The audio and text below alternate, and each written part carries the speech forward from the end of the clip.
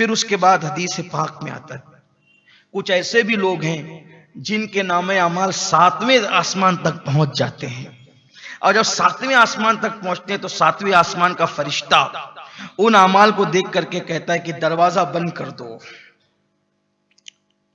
بلکہ اس کے دل کا دروازہ بند کر دو، یہ عمل کرنے والے کے دل کا دروازہ بند کر دو، اور اس کا عمل اس کے لیے منہ پہ اس کے پھینک کر کے مارو، اس کے منہ پہ مار دو، اس کا عمل اس کے منہ پہ مار دیا جائے اور اس کے دل پر تالا لگا دیا جائے، دروازہ لگا دیا جائے،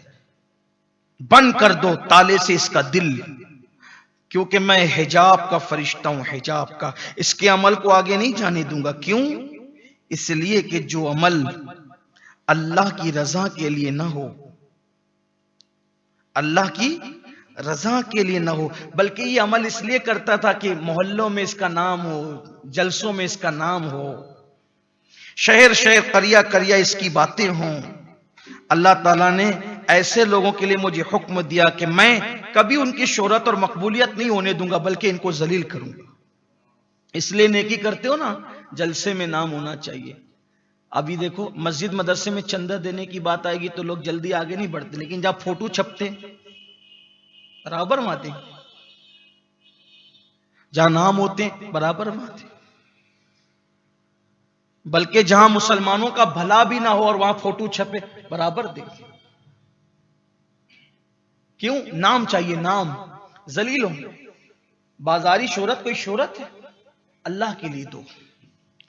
نیکی کرو اللہ کے لیے، اور یاد رکھنا جو اللہ کے لیے نیکی کرتا ہے اللہ اس کے ڈنکے بجاتا ہے، زمین کے اوپر رہتا ہے تو بھی ڈنکے بجاتا ہے، زمین کے اندر جاتا ہے تو بھی ڈنکے بجاتا ہے۔ بلکہ ہماری جماعت کے ایک بہت بڑے مقرر ہے، وہ کہتے ہیں کہ جب اللہ والے زمین پہ ہوتے ہیں، جب زمین پہ ہوتے ہیں تو روزانہ میلہ ہوتا ہے، زمین کے اندر جاتے تو سالانہ میلہ ہوتا ہے۔ ہاں، لیکن ہوتا ہے میلہ، ان کے پاس لگے رہتے ہیں۔ تو 7ویں آسمان سے بھی جو لوگ جلسوں میں، محلوں میں، علاقوں میں اپنی شہرت کے لیے نیک عمل کرتے ہیں، اللہ کا فرشتہ کہتا ہے اس کے دل کو تالا لگا دیا جائے اور وہ ذلیل ہوگا، اس کی مقبولیت نہیں ہوگی، چند دنوں کے لیے وہ ہوگا۔ پھر اب کچھ ایسے لوگ ہوتے ہیں، اللہ کے رسول علیہ السلام فرماتے ہیں عمل کے محافظ فرشتے ایک بندے کے عمل کو، اس کے اخلاق حسنہ کو، اس کی خاموشی کو، اس کے ذکر کثیر کو، اس کے سارے اعمال کو لے کر خوشی خوشی عرش الہی کے نیچے تک پہنچ جاتے ہیں، یعنی 7 آسمان سے بھی گزر جاتا ہے اس کا عمل۔ ایک ایسا بھی بندہ ہے اس کا عمل 7 آسمان سے اوپر گزر جاتا ہے اور وہ فرشتے اللہ کے عرش کے نیچے لے کر کے پہنچ جاتے ہیں اور اس بندے کے حق میں گواہی دیتے ہیں، اے اللہ یہ بندہ دیکھ کتنے اچھے عمل کرا ہے، اس نے کتنے بہترین عمل کیا ہے، ذکر کثرت سے کیا، اخلاق حسنہ اس کے اچھے ہیں، یہ ہے وہ ہے وہ ہے، فرشتے گواہی دیتے ہیں۔ اللہ ارشاد فرماتا ہے اے میرے فرشتوں، تم میرے بندے کے اعمال کے محافظ تھے، اے میرے فرشتوں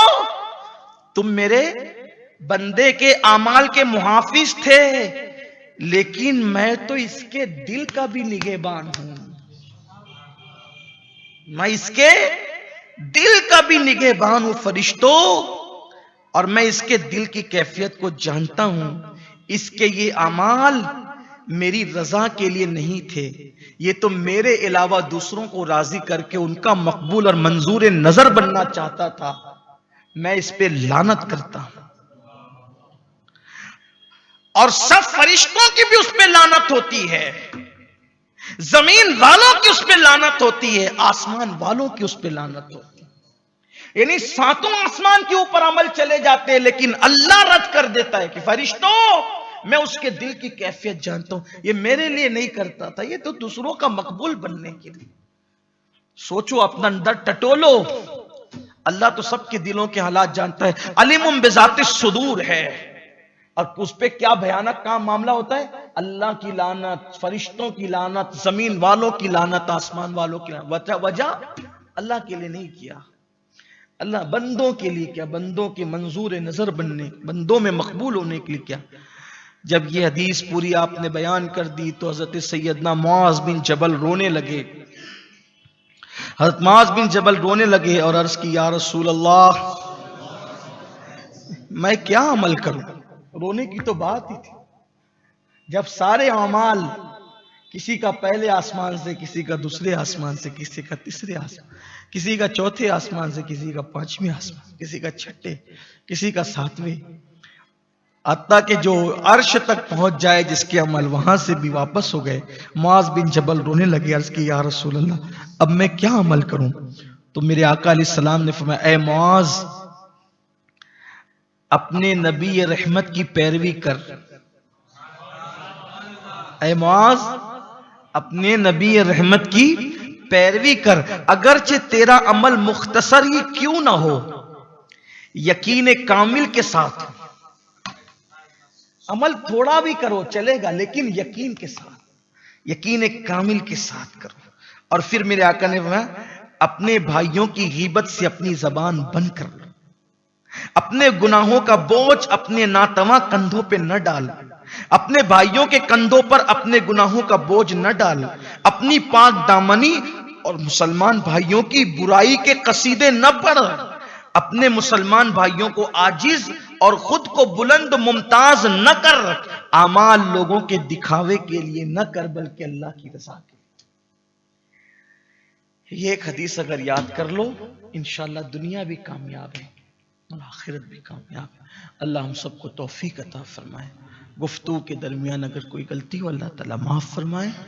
وما علینا الا البلاغ۔ السلام علیکم ورحمۃ اللہ وبرکاتہ۔